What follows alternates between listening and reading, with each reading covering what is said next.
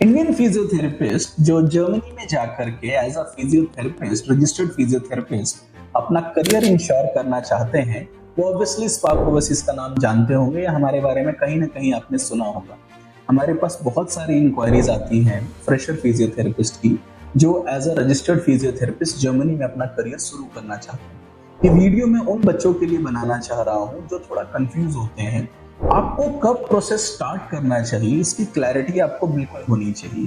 जब spark overseas India में हम पहली कंपनी थे जिन्होंने इंडियन फिजियोथेरेपिस्ट को जर्मनी में एज अ रजिस्टर्ड फिजियोथेरेपिस्ट की तरफ भेजने का प्लान स्टार्ट किया था और पेपर वर्क कंप्लीट किया था। आपको कब स्टार्ट करना चाहिए ये कंप्लीटली डिपेंड करता है कि हमारे पास किस तरह का एम्प्लॉयर उस टाइम पे ऑन बोर्डेड है। ये कंप्लीटली उसी चीज पे डिपेंडेंट है क्योंकि इवेंचुअली देखिए आपको जो सैलरी देना है जिनको आपको नौकरी देनी है वो इवेंचुअली जर्मन हॉस्पिटल है। हमें जर्मन हॉस्पिटल की गाइडलाइन फुलफिल करनी होती है।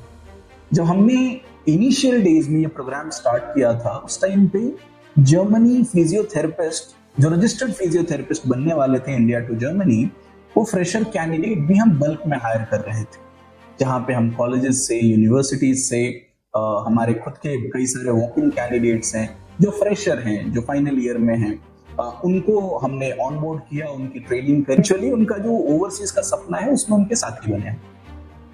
कट टू टुडे ये सिनेरियो थोड़ा सा चेंज हुआ है क्योंकि एम्प्लॉयर्स कई बार हमसे एक्सपीरियंस कैंडिडेट की मांग कर देते हैं। दैट इज वाई आपके लिए ये जानना बहुत जरूरी है कि आपको कब स्टार्ट करना चाहिए ये प्रोग्राम।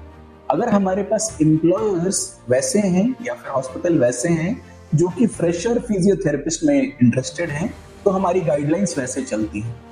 अगर एम्प्लॉयर ने हमें मना कर दिया कि नहीं मुझे अभी फ्रेशर फिजियोथेरेपिस्ट नहीं चाहिए, हमें एक्सपीरियंस फिजियोथेरेपिस्ट चाहिए, तो हम वो रिक्वायरमेंट वहीं पे रोक देते हैं। दैट इज वाई अगर आप हमारे इंस्टाग्राम, यूट्यूब या फिर अदर सोशल मीडिया चैनल से जुड़े हुए हैं तो हमारे एलिजिबिलिटी क्राइटेरियाज को बड़े अच्छे से पढ़िए, या फिर जब हमारे एडमिशन काउंसलर से भी आप बात करते हैं इस बारे में उनसे जरूर बात कीजिए कि फ्रेशर फिजियोथेरेपिस्ट की ओपनिंग्स अभी हैं या नहीं है, हमारे पास कोई एम्प्लॉयर्स हैं या नहीं। इसका ये क्लियर मतलब है कि अगर आप फ्रेशर हैं या फिर फाइनल ईयर में हैं और आप जर्मनी जाकर के एज अ रजिस्टर्ड फिजियोथेरेपिस्ट काम करना चाहते हैं तो आप अपना फोन उठा करके हमारे एडमिशन काउंसलर को फोन करके अपनी एलिजिबिलिटी को कंफर्म कर सकते हैं।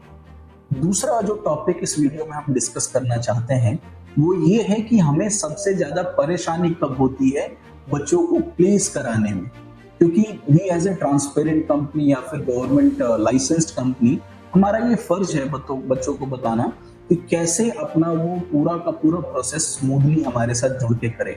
हमारे पास कई सारी ऐसी इंक्वायरीज अब आने लगी है जहां पे बच्चे ने किसी और एजेंसी में अप्लाई किया, उनके पेपर्स वहां पे उन्होंने सबमिट करवाए, पेपर्स में थोड़ा बहुत काम भी शुरू हो गया और काम बीच में अटक गया है, राइट। और ये सिर्फ इंडियन कंपनीज के साथ नहीं हो रहा है, कुछ बाहर की कंपनीज हैं वो भी सेम काम कर रही है। एक्चुअली हो क्या रहा है कि पेपर वर्क बीच में अटकाने के बाद फिर उनके टर्म्स एंड कंडीशन चेंज होने लग रहे हैं। अब बच्चा बीच में जाकर के फंसा हुआ है तो उसके पास बहुत ज्यादा ऑप्शंस भी नहीं होते एक्सप्लोर करने के लिए। दैट इज वाई वो बच्चा हमारे पास आता। आप समझिए जर्मनी पेपर ओरिएंटेड कंट्री है, इसमें हर एक स्टेट्स के अलग अलग terms and conditions, rules and regulation है। जब तक हमें पूरी जानकारी बच्चे की नहीं मिल जाती तब तक हम पेपर वर्क में हाथ डाल ही नहीं सकते, वरना ये और कॉम्प्लिकेटेड हो जाता है आगे चल करके।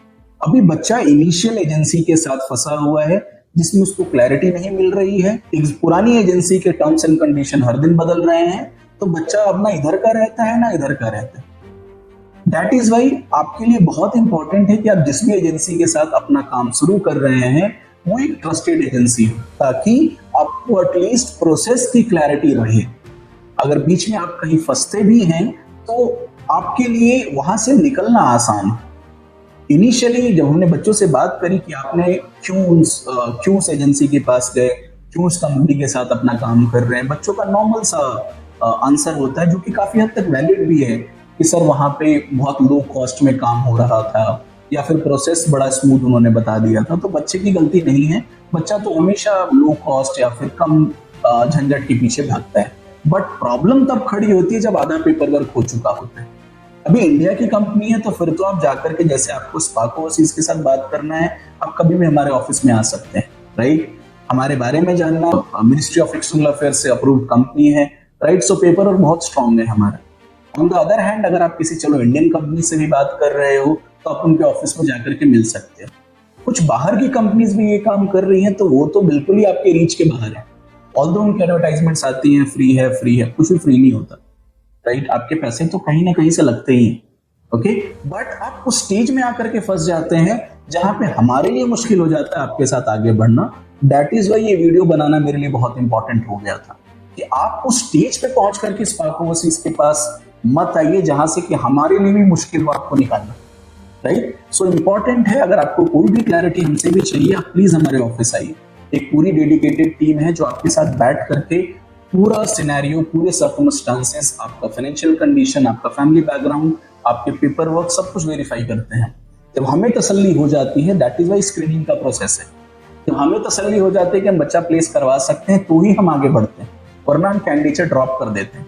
एक और चीज जो बच्चा हमेशा हमसे पूछता रहता है, सर बिना लैंग्वेज के करवा दो, लैंग्वेज का कोई शॉर्टकट है या नहीं है, कोई दूसरी कंट्री क्यों नहीं भेज देते आप, राइट। देखिए, इन सारे सवालों का जवाब बड़ा सिंपल है।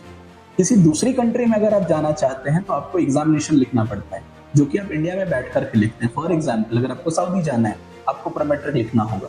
आपको ऑस्ट्रेलिया जाना है, वहां का रिकग्निशन एग्जाम आपको लिखना होगा। अगर आप यूके जाना चाहते हैं, वहां पे भी एग्जामिनेशन होते हैं, आपको क्रैक करने होते हैं, जो कि आसान नहीं है दोस्तों, right. On the other hand, Germany as a country आपको क्या कह रही है कि आप लैंग्वेज सीख करके आ जाओ। अभी एक और सवाल यहाँ पे आता है कि लैंग्वेज कितना टफ है।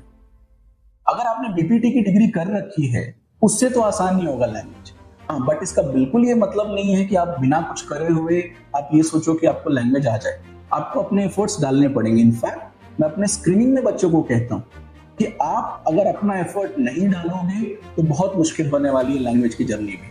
दैट इज वाई ऐसा बिल्कुल नहीं है कि आपने रजिस्ट्रेशन कर लिया स्पार्क ओवरसीज के साथ तो सब कुछ हो गया, नहीं।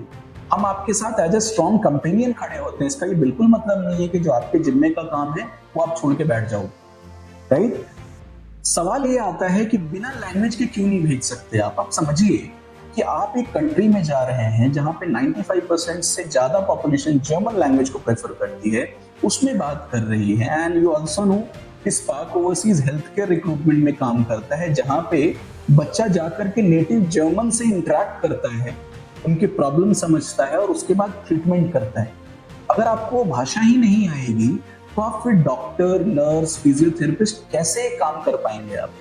दैट इज वाई अच्छी लैंग्वेज का आना सिर्फ जर्मनी जाने के लिए इंपॉर्टेंट नहीं है, जर्मनी में जाकर के आपके ग्रोथ के लिए भी इंपॉर्टेंट है।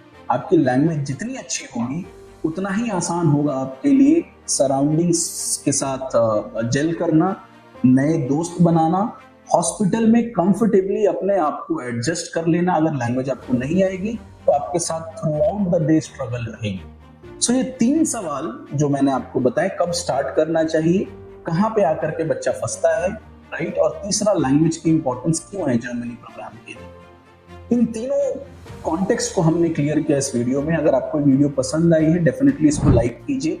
कोई फ्रेंड जो आपका कंफ्यूज है उसको किस एजेंसी के साथ या कैसे जर्मन प्रोग्राम में आगे बढ़ना है, उसके साथ ये वीडियो जरूर शेयर कीजिए। अगर आपने हमारा चैनल अभी तक सब्सक्राइब नहीं किया है, डेफिनेटली कीजिए। Thank you so much for watching.